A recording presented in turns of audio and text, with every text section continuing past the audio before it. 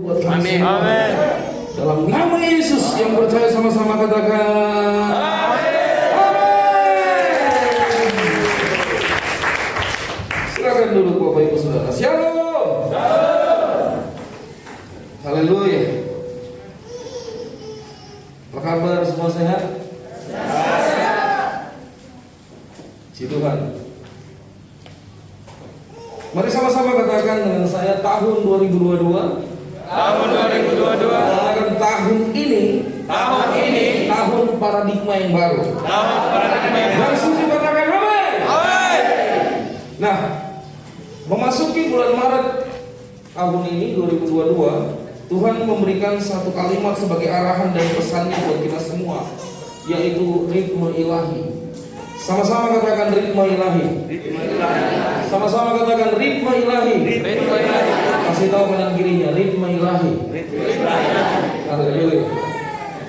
Nah, menurut Kamus Besar Bahasa Indonesia, yang dimaksud dengan ritme adalah pengulangan secara terus-menerus dan teratur dari satu unsur atau beberapa unsur.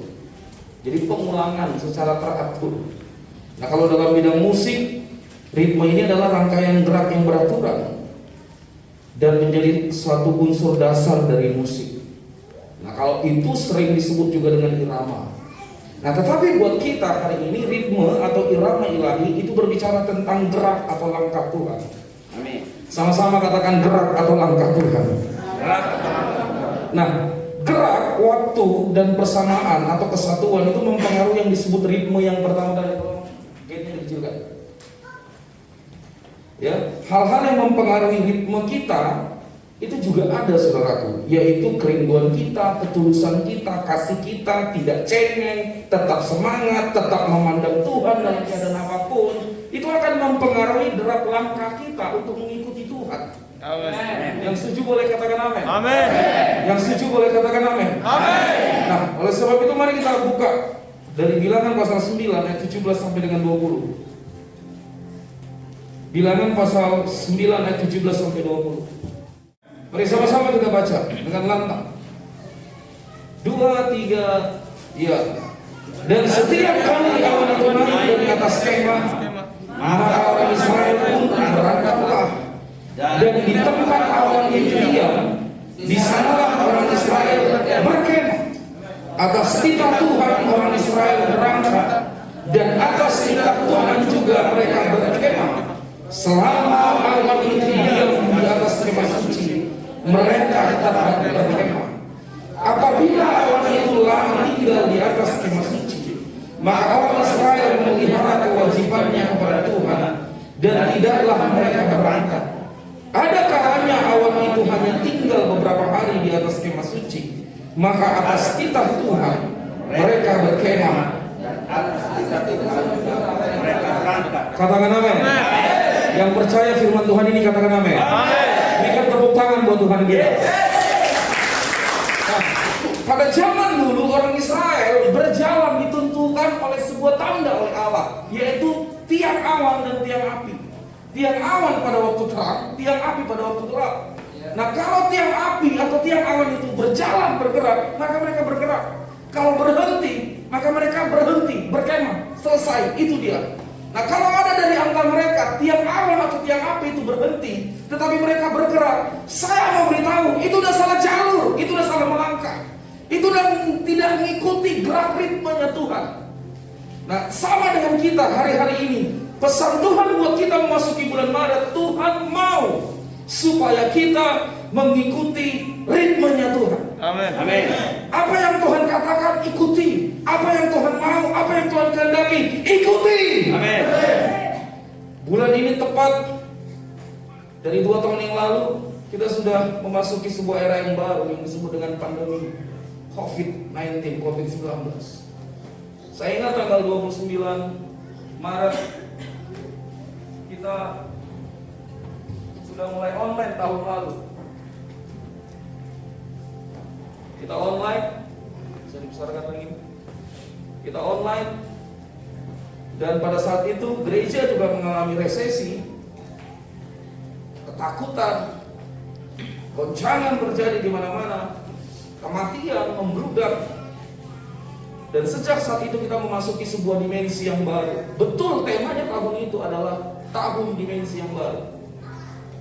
Sampai dengan hari ini kalau Tuhan sertai kita, lindungi kita, kita wajib mengucap syukur. Amin.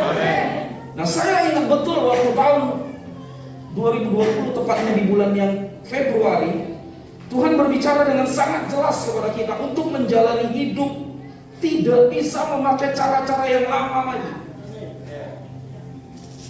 Tahun 2020, tepatnya bulan Februari, Tuhan berpesan kepada kita dengan sangat jelas, tidak bisa memakai cara-cara yang lama lagi. Dalam terjemahan bebas, itu bisa saya katakan begini, untuk mendapatkan atau memenuhi nafkah hidup tidak bisa dengan cara yang lama lagi. Itu bulan Februari. Setelah itu bulan Maret muncul pandemi COVID-19. Wow. Nah, Tuhan mau kalau kita sudah tak bulan ini adalah genap 2 tahun, kita ada di tempat ini, kita wajib bersyukur. Amin. Bersyukur. Katakan amin. Amin. Nah, mari kita mulai apa yang Tuhan maksud dengan ritme ilahi. Yosua pasal yang pertama, ayat yang pertama sampai dengan yang kelima. Mari perhatikan Yosua pasal yang pertama, ayat yang pertama sampai dengan yang kelima.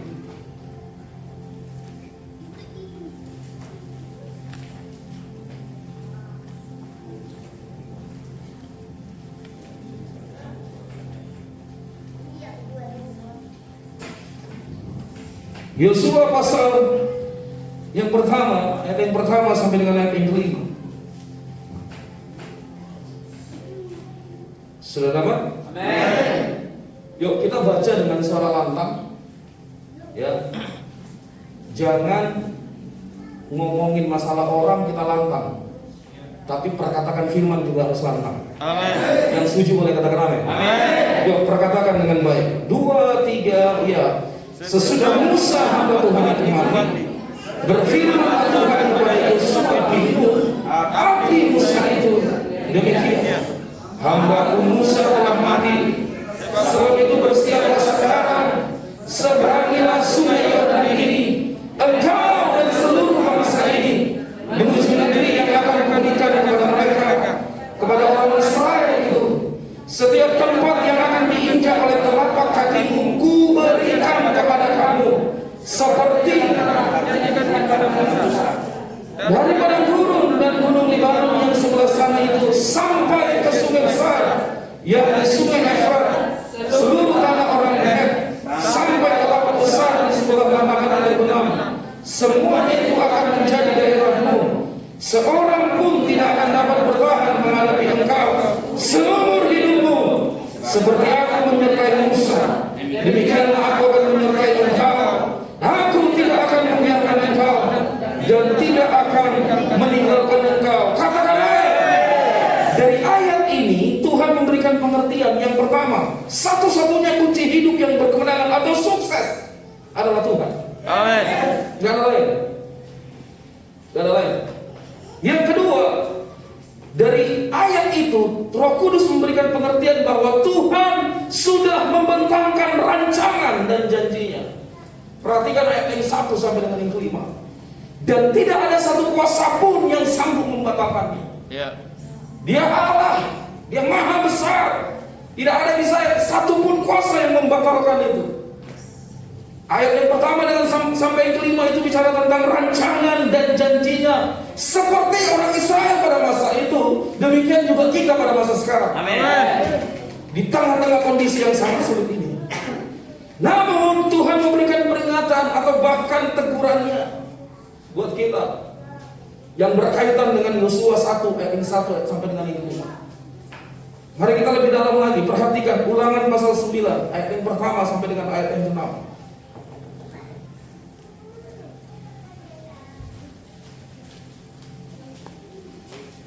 Ulangan pasal 9 ayat yang pertama sampai dengan 6.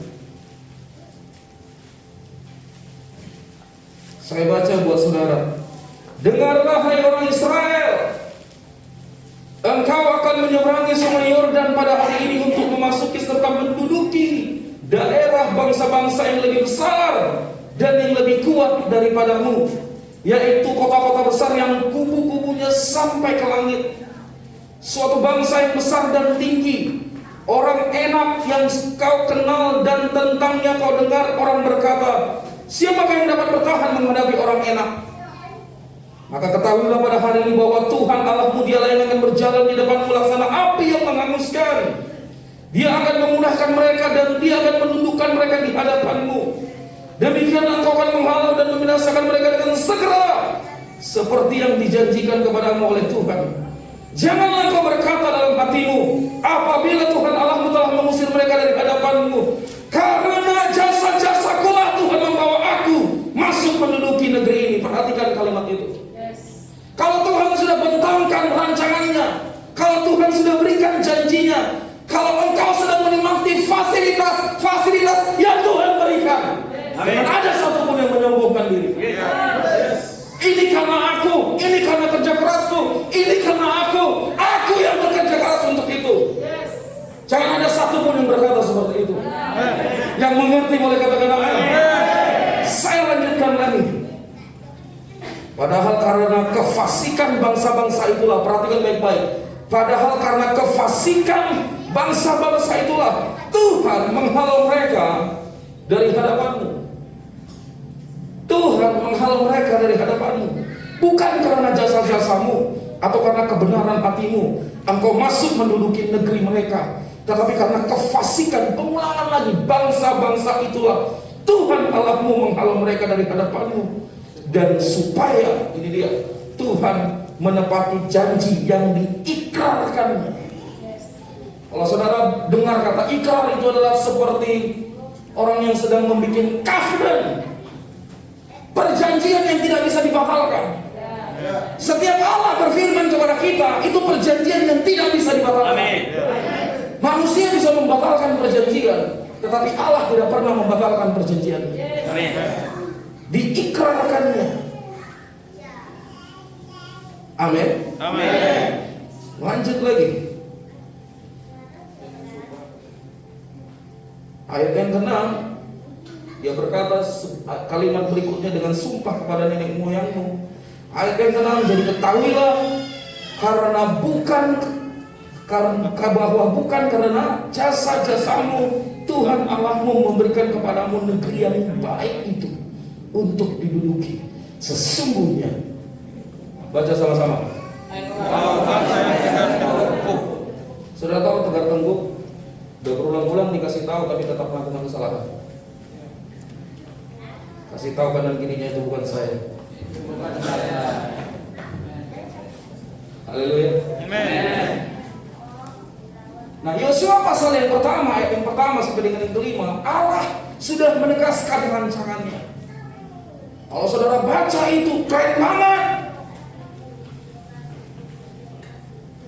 Kalau kita baca itu keren banget. Dikatakan ayat yang kedua, hambaku Musa telah mati, bersiaplah sekarang.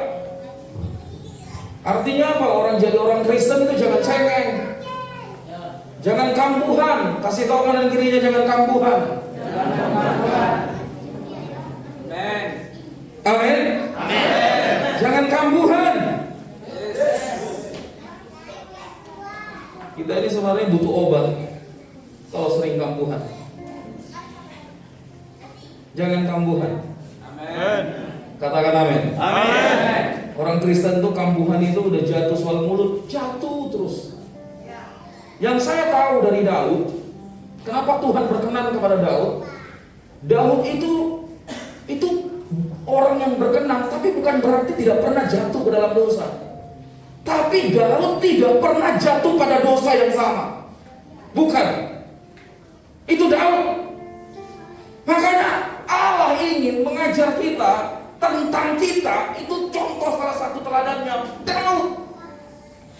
Daud itu spesial di mata Tuhan. Kenapa Yesus dikatakan anak Daud? Karena spesial. Amin. Tetapi bukan berarti Daud tidak pernah jatuh. Dosanya luar biasa. Tapi ingat ada satu hal yang kita harus mengerti. Daud tidak pernah jatuh pada dosa yang sama. Makanya jadi orang Kristen jangan kambuhan. Nah, kalau kamu sedang menikmati fasilitas-fasilitas sekarang. Keluargamu baik-baik, pekerjaanmu diangkat Tuhan. Engkau menikmati hari-hari, pendidikanmu baik, semua baik, anak-anakmu baik. Saya mau beritahu, semua karena Tuhan. Amin. Jangan ada satupun yang membanggakan diri. Amin. Amin. Nah, Tuhan sudah bentangkan di hadapan kita sebuah janji, sebuah rancangan di tengah-tengah masa keadaan yang sulit, di tengah-tengah keadaan dunia yang tidak menentu. Mungkin kalau kita yang cuek, yang tidak mengikuti perkembangan berita zaman ini, saudara biasa aja. Kalau kamu seorang pekerja di sebuah kantor, kalau kamu seorang karyawan di sebuah kantor, mungkin bosmu lebih deg-degan lagi dibanding kamu sebagai karyawan. Karyawan hanya tinggal menjalankan tugas. Kalau kamu tukang sapu, ya sapu sampai bersih. Tapi bagaimana dengan bosmu yang melihat keadaan masa depan tentang zaman ini? Mari kita mulai berpikir dan bangkit bahwa tidak ada jalan lain untuk bisa menikmati hidup, supaya bisa menikmati anugerah Tuhan. Tidak ada cara lain. Ikuti ritmenya Tuhan, ikuti gerak langkahnya Tuhan. Amin.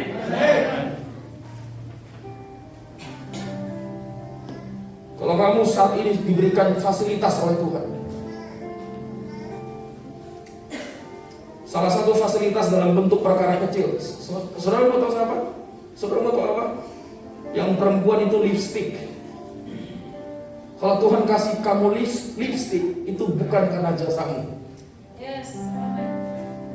Kalau Tuhan kasih saya sepatu, itu bukan karena jasaku. Amin. Kalau Tuhan bawa aku bisa melayani kemana-mana, di mana-mana, di tengah-tengah masa sulit ini, itu bukan karena jasaku, bukan karena kebenaran hatiku. Semua karena Tuhan. Amin. Makanya dalam keadaan diam, integritas kita diuji. Kita mungkin tidak dilihat orang, tetapi Tuhan memandang dari sorga. Amin. Jangan ada satupun yang membanggakan jasa-jasanya. Ingat bagaimana 2 tahun yang lalu hidupku. Ingat beberapa tahun yang lalu, mundur dulu. Haleluya. Hari ini Tuhan sudah bentangkan apa yang disebut dengan rancangan dan janjinya. Yosua 1 ayat 1 sampai dengan 5. Terserah dunia mau resesi, terserah keadaan mau semakin sulit, tetapi agenda firman Tuhan tidak akan pernah gagal. Amin. Tidak ada satupun kuasa yang bisa menggagalkan. Yes. Yang penting kita mengikuti ritmenya Tuhan.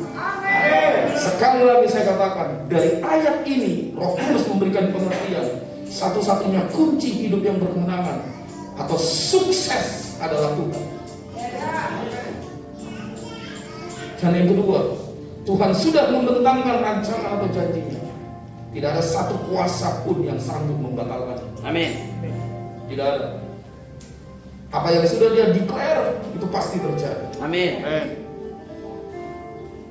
Sekarang mari perhatikan, apa gerak langkah Tuhan di tengah-tengah masa yang sulit yang sedang terjadi. Apa yang harus kita lakukan?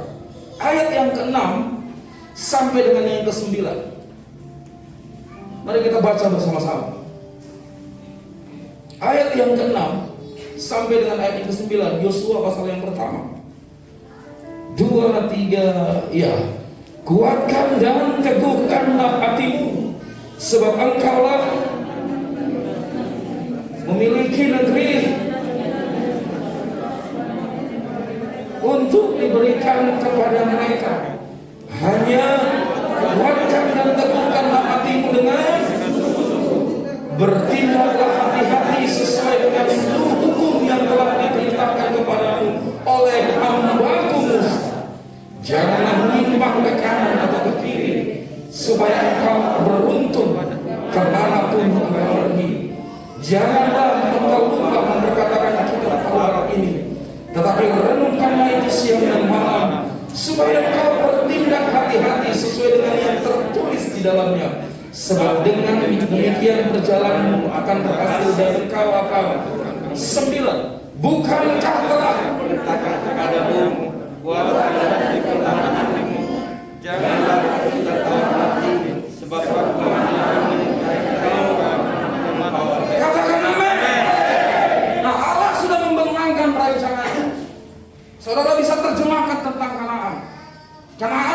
berbicara tentang keluarga yang dipulihkan.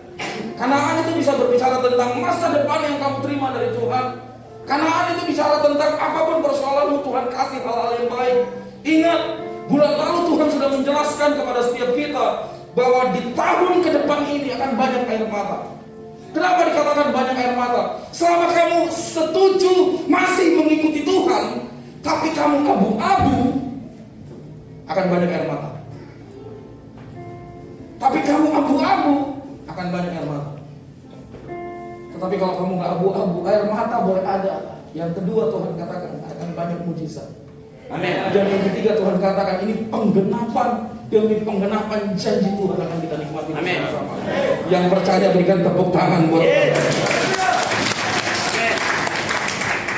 Nah, apa ritmenya Tuhan, gerak langkah Tuhan yang Tuhan perintahkan kepada Yosua memasuki masa yang sulit, keadaan sulit yang tidak menentu. Karena di depan mereka untuk mereka memasuki tanah Kanaan ada suku yang luar biasa. Suku enak namanya, gede-gede. Ini dia belum berbicara memenangkan, merobohkan tembok Yeriko, ada ayat, ada macam-macam. Nah, apa yang Tuhan katakan? Yang pertama, perhatikan baik-baik. Dari ayat yang ke-6 sampai dengan ayat yang ke-9, 3 kali Tuhan berbicara, kuatkan dan teguhkanlah hatimu. Jangan tawar hati atau kecut hati. Apapun persoalannya, jangan tawar hati. Amin. Ritme di dalam musik dipengaruhi oleh beberapa hal. 1, gerak. 2, tempo atau waktu. 3, dan yang lain-lain. Kalau ini berantakan, nggak enak dengarnya. Sama, waktu Tuhan melangkah bagaimana, kita pun harus mengikuti yang bagaimana itu. Nah, di tengah-tengah masa yang seperti ini, Tuhan katakan apapun persoalanmu, apapun masalahmu, jangan tawar hati. Banyak orang Kristen tawar hati sekarang. Taruh tangan kirimu di dada, angkat tangan kananmu, katakan begini, kuatkan dan teguhkan hatimu. Perkatakan dengan iman, kuatkan dan teguhkan hatimu. Saya kalau lagi punya masalah, lagi galau.com di kamar, itu saya seperti orang gila memperkatakan firman Tuhan. Saya katakan sering begini, kuatkan dan teguhkan hatimu, Roli Okten Silaban. Kuatkan dan teguhkan hatimu, hai Roli Okten Silaban. Arahkan matamu kepada Yesus, Sang Juru Selamat, penolong yang hebat, yang dahsyat, yang tidak terkalahkan, tidak terkalahkan oleh kuasa mewujudkan. Kuatkan dan teguhkan hatimu. Ini ritme yang pertama. Jangan justru kendor, jangan mengurangi waktu dengan Tuhan. Sesibuk apapun, jadikan Yesus sebagai prioritas dalam hidupmu. Bangun pagi jangan pegang apapun dulu, sujud dulu. Haleluya. Kasih tahu kanan kirinya, kuatkan dan teguhkan hati. Tuhan, Kaulah segalanya, harimu buka hatiku, ku mau berkata,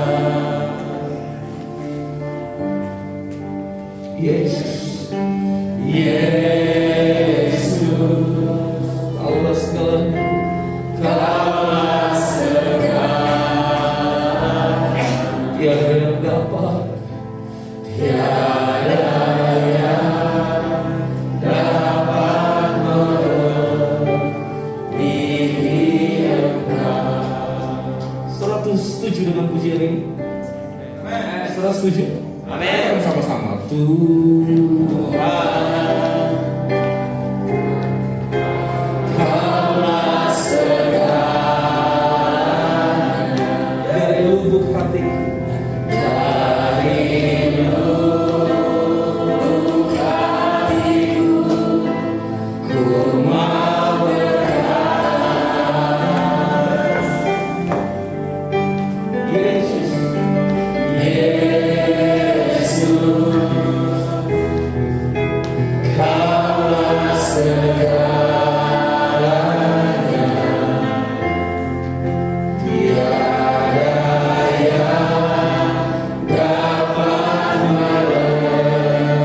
lebih lengkap.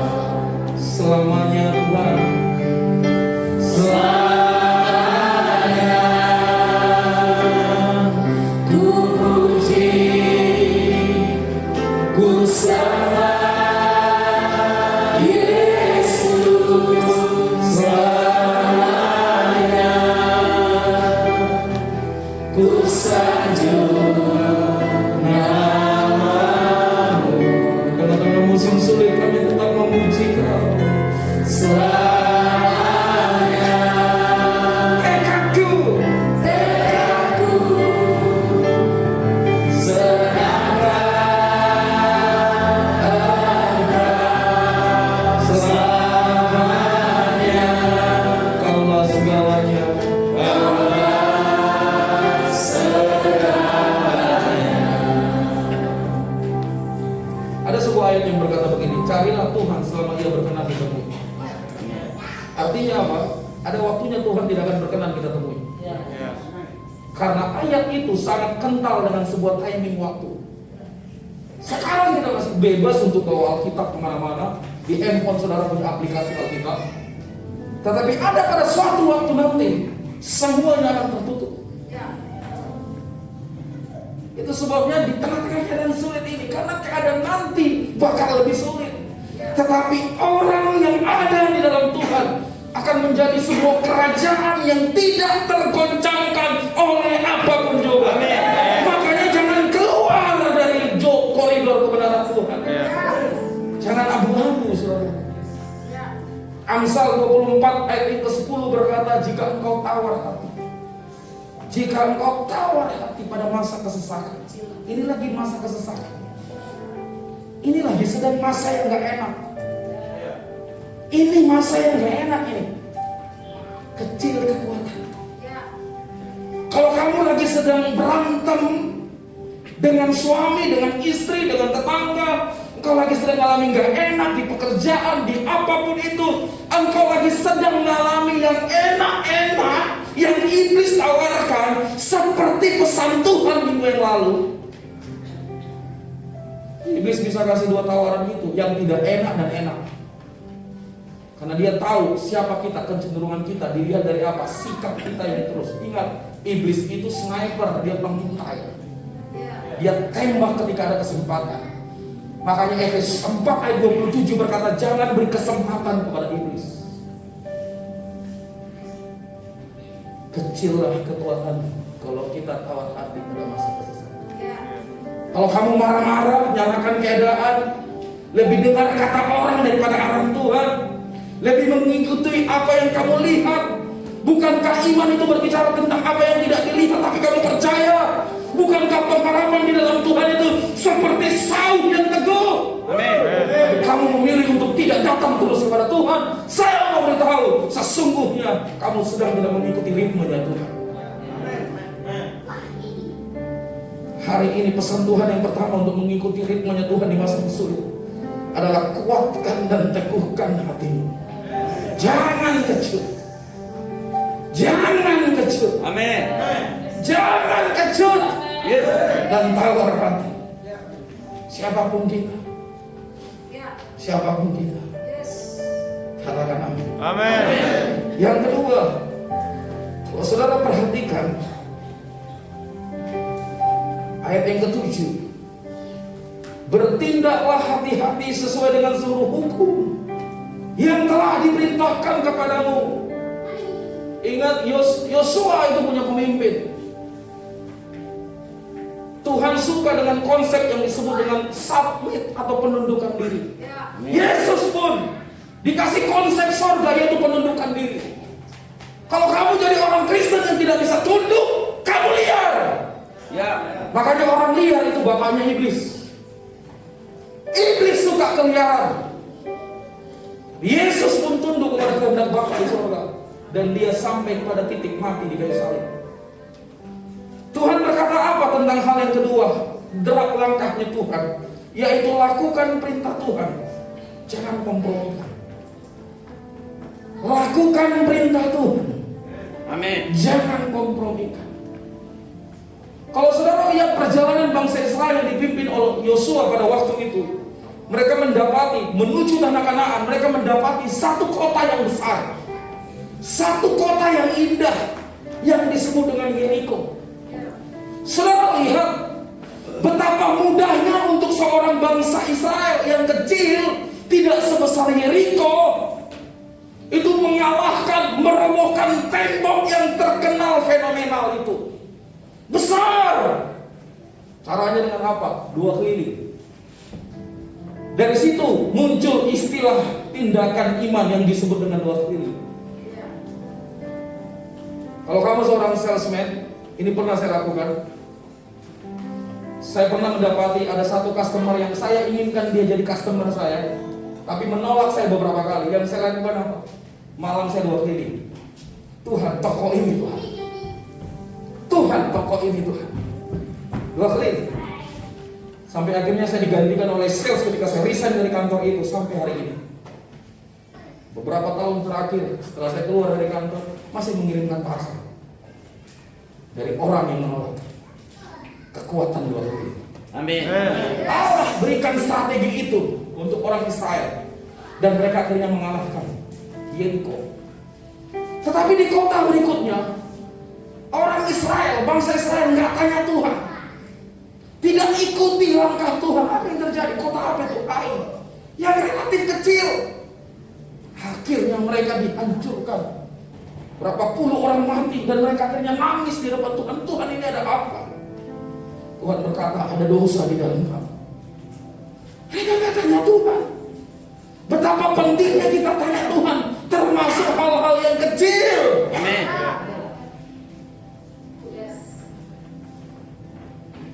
Iblis itu jago memanipulasi. Minggu lalu saya katakan, salah satu tipu muslim iblis, yaitu keindahan dunia yang dia berikan. Salah satunya adalah kepintaran, pasangan hidup, pencapaian-pencapaian yang ada di dunia, jabatan, karir, dan lain sebagainya. Iblis jago untuk hal itu. Sangat jago untuk hal itu. Nah, orang Israel lupa ada harta rampasan yang harus dibawa kepada Tuhan waktu itu. Tetapi dicuri oleh Ahan bin Yehuda. Dan akhirnya itu mempengaruhi satu bangsa. Dengar baik, lakukan perintah Tuhan, jangan kompromi. Amin. Ini dermakanya Tuhan. Apapun,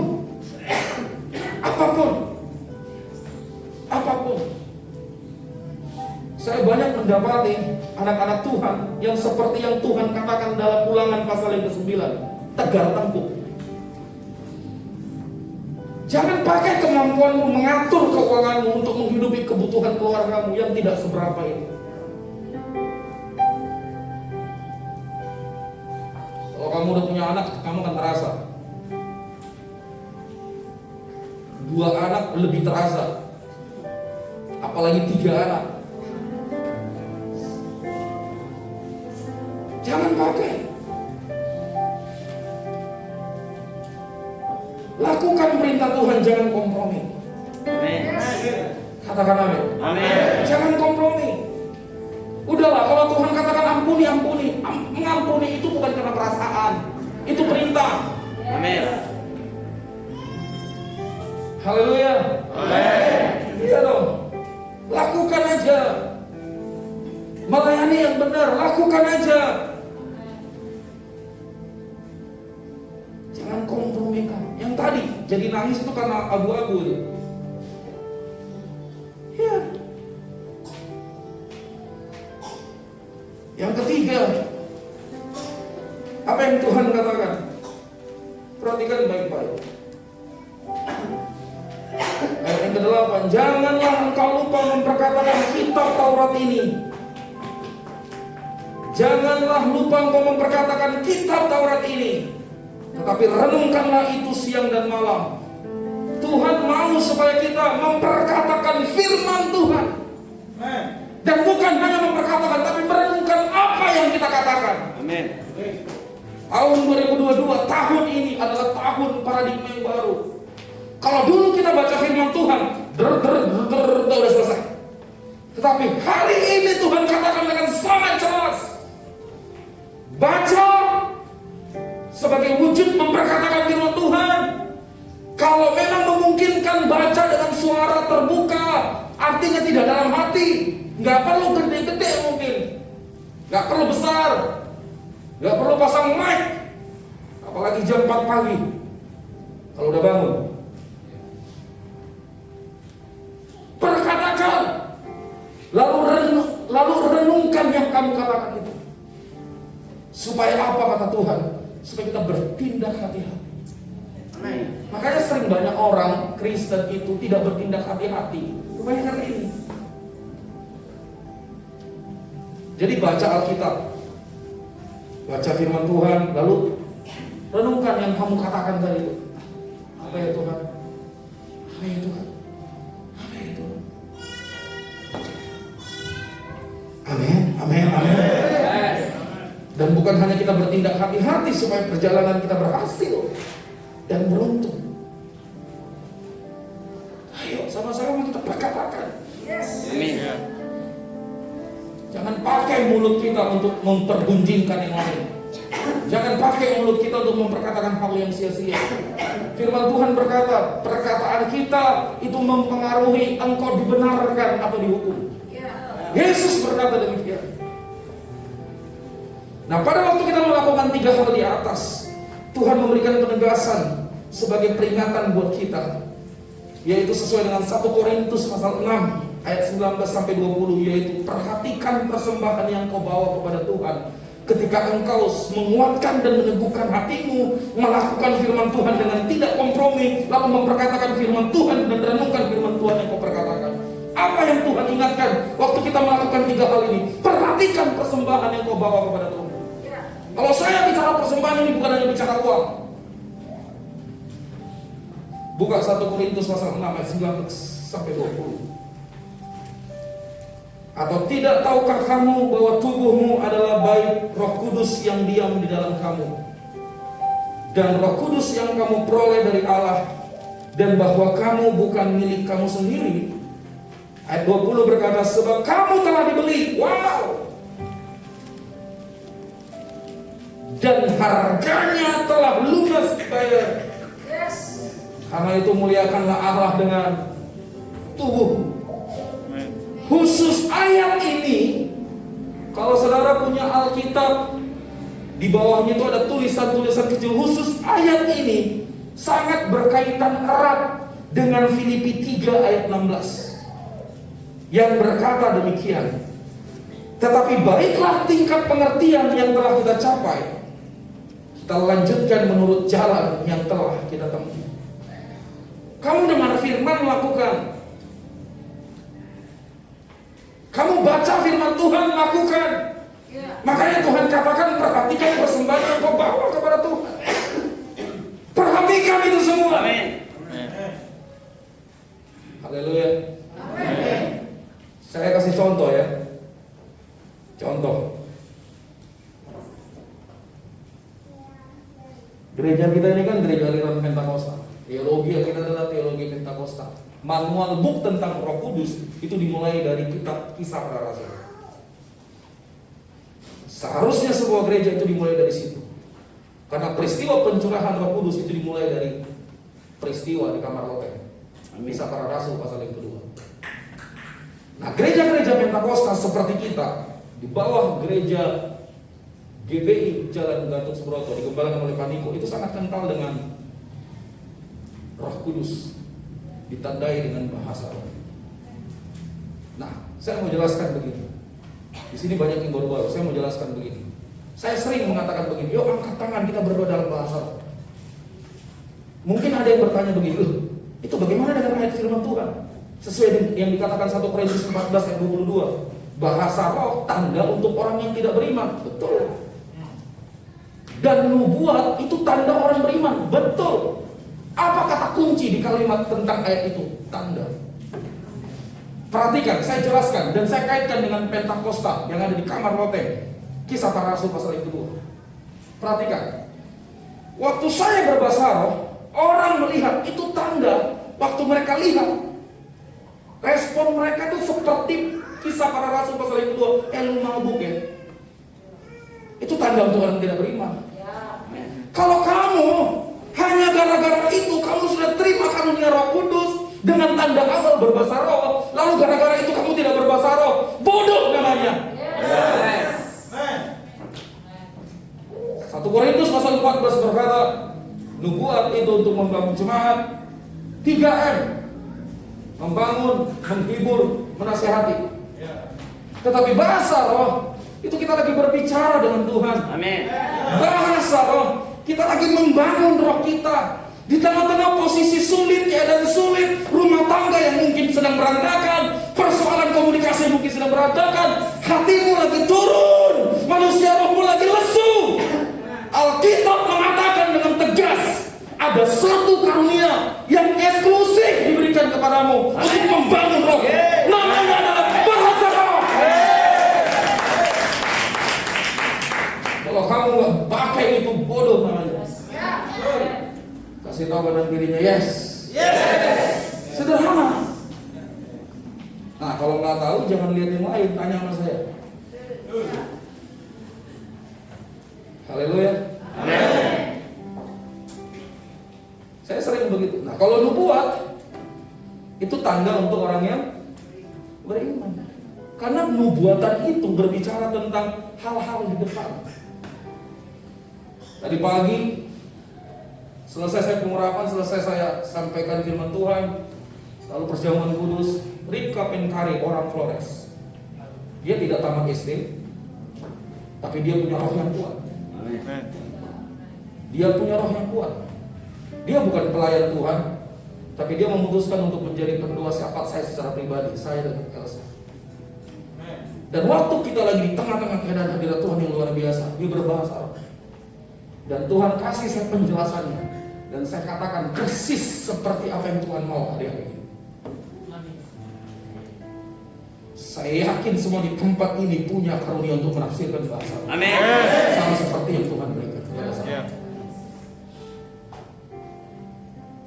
Jangan jadi orang yang tidak beriman.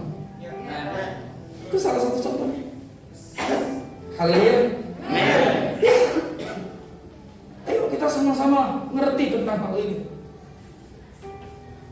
Perhatikan persembahan yang kau bawa kepada Tuhan di tengah-tengah ibadah seperti ini. Bangun rohmu. Makanya banyak orang yang nggak paham, nggak ngerti, ya memang dia lagi tidak beriman.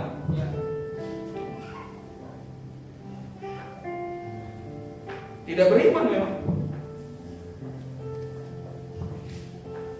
Karena jelas tanda awal orang yang dibaptis Roh Kudus itu berbahasa roh. Amin. Sederhana. Itu bukan tanda segala-galanya, tanda awal. Perhatikan tanda awal. Gunakan hak eksklusif itu. Bisa jatuh, bisa, tapi jangan di lubang yang sama. Kalau di lubang yang sama, doyan namanya. Itu udah jadi habit namanya, kebiasaan buruk. Makanya firman Tuhan berikan 2 ilustrasi, 2 contoh binatang yang paling kita tidak suka, jijik, tapi suka dimakan. Betul? Betul. B1 dan B2. Ya kan?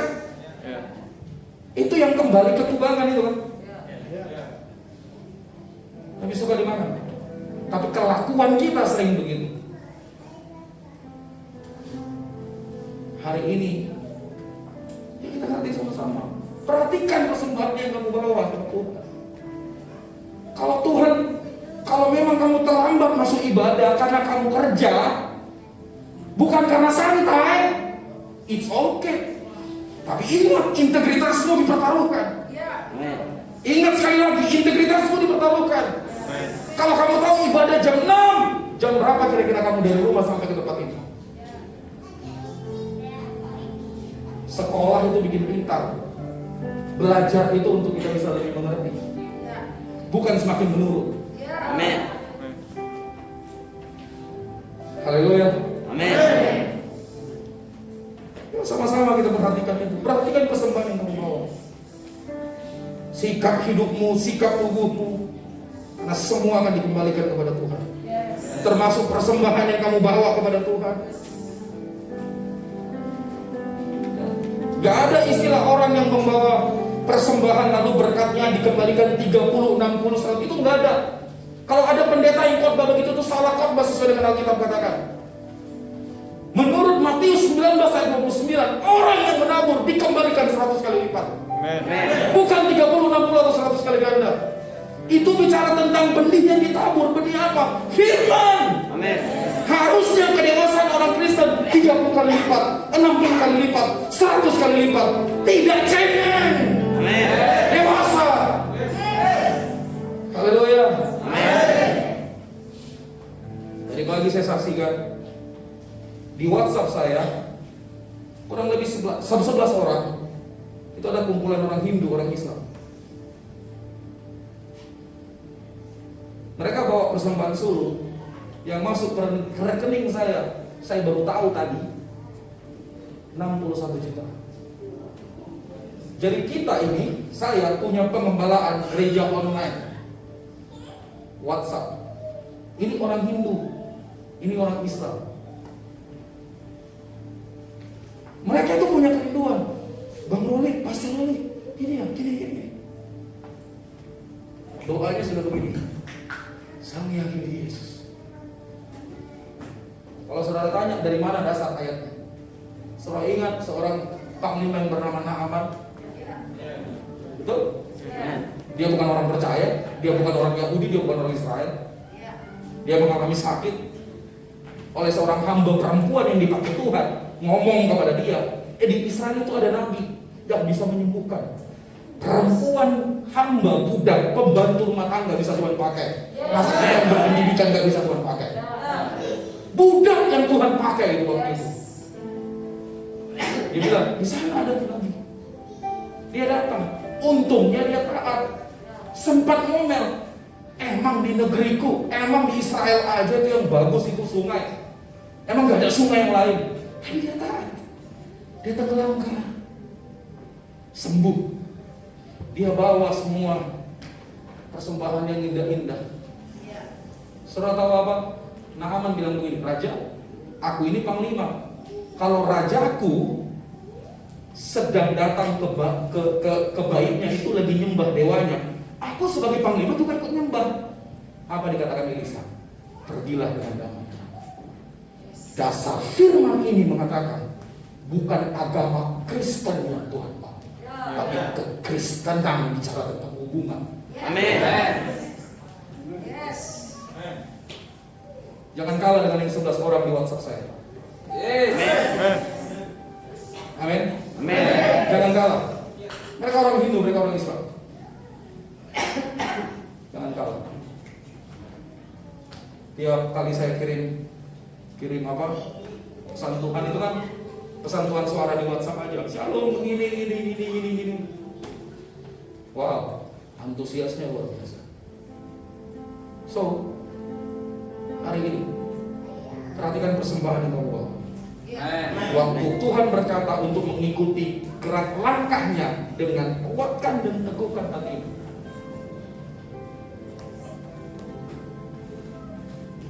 Lalu lakukan firman tanpa kompromi dan renungkan firman Tuhan, perkatakan firman Tuhan dan renungkan. Perhatikan persembahan yang kamu bawa. Saya berdoa setiap kita bisa mengikuti gerak langkah. Amin. Tuhan berkati. Sama-sama kita ucapkan. Oh ya la basyanda kata pakasa. Mereka kami kita dan bersembahan. Sikira la bakasya kata la kasana wa para la kasana wa. Kira la kasya di la para la kasana wa. Sikira la bakasya kata la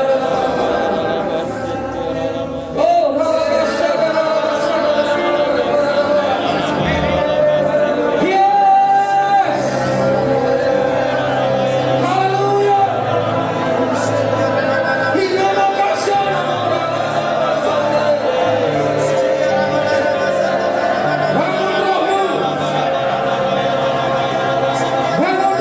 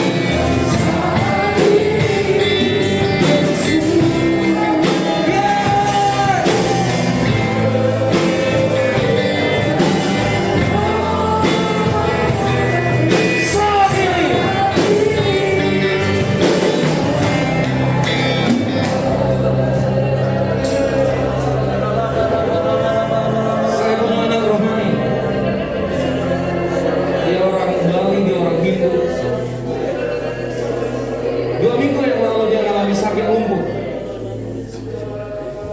Dan menurut dia dikirimi penyakit itu.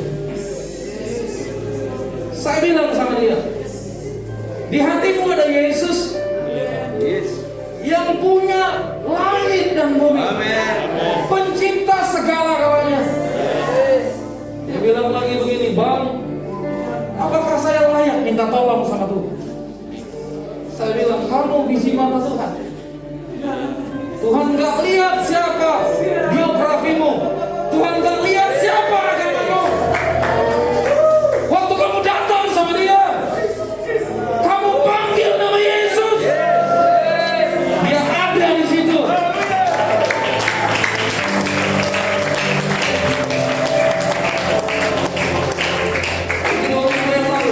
Minggu yang lalu, dokter katakan di rumah sakit Sanglah, karena penyakit itu dia harus diamputasi kaki kanannya. Saya ingat ada satu jemaat di tempat ini, suaminya pelayan Tuhan. Kaki istrinya digigit binatang apa seperti itu, sampai nggak bisa jalan sehingga tidak ibadah sampai hari ini.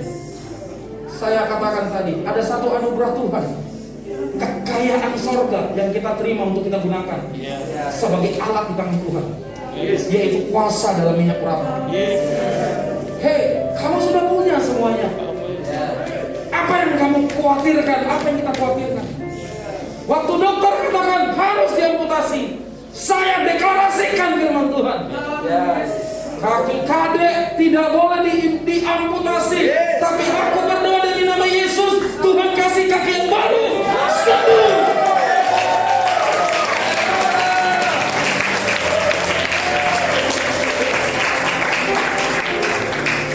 Biaya operasi dia kasih sebagai persembahan sulungnya 35 juta.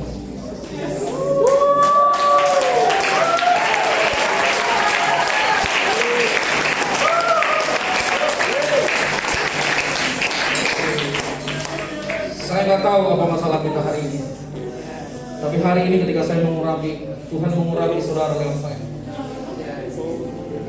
Pastikan kamu mengalami, karena semua itu dimulai dari hidup.